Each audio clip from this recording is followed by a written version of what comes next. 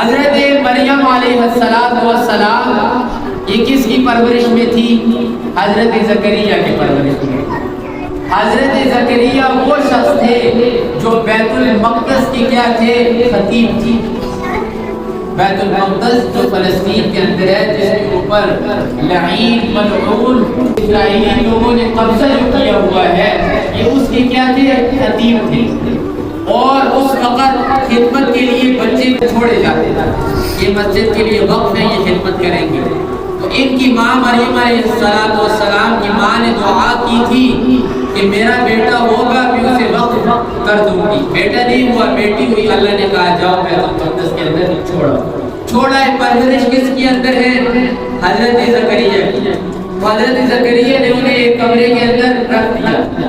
اب حضرت زکریا جب جاتے ہیں مریم علیہ السلام کے پاس تو